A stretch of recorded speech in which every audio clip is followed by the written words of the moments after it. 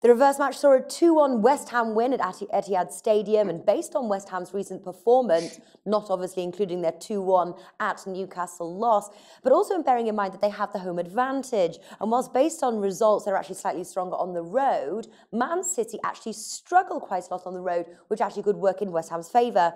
So what I'm getting at is, should we look to the upset? 5.25 for the West Ham win.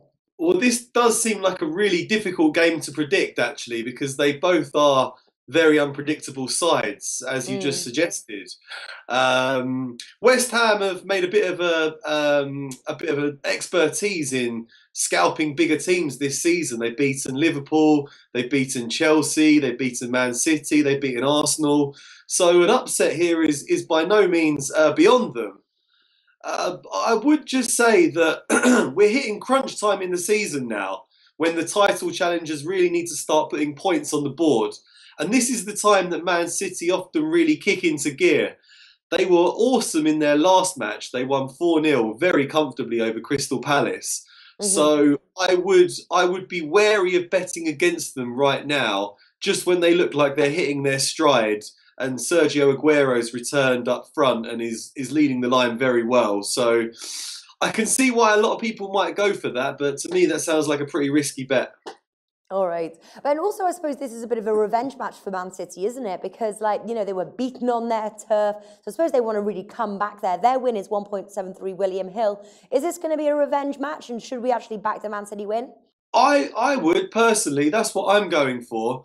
It is very difficult to determine how Man City are going to play, because they're missing their captain very badly, Vincent Kompany. Without him, they really struggled defensively, although it didn't hinder them too much in beating Crystal Palace 4-0 in their last game.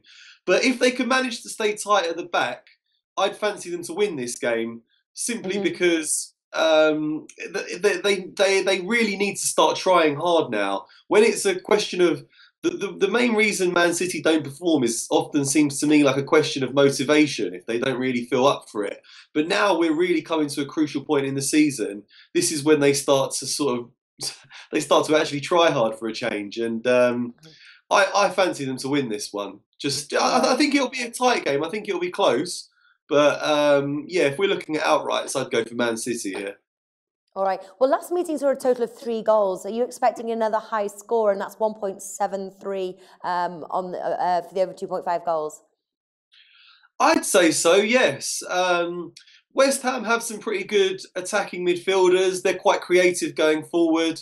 Dimitri Payet's return to the side is fantastic for them. He's a great creative spark. And as I say, with Vincent Kompany missing at the back, Man City are liable to concede goals. But they have a fantastic amount of firepower going forward. I mean, it's got to be the most expensively assembled forward line, certainly in the Premiership, if not the world. Sergio Aguero, Kevin De Bruyne, David Silva, Yaya Toure, Raheem Sterling. They've got so much pace, skill, and they're so dangerous going forward that I'd back them to outscore West Ham, and I can certainly see both teams scoring and it being a fairly high scoring game. Yeah. All right. So quickly run us through then the tips you got for this match. Well, I'm going to go for the Man City win, just straight outright. I'd stick a full stake on that.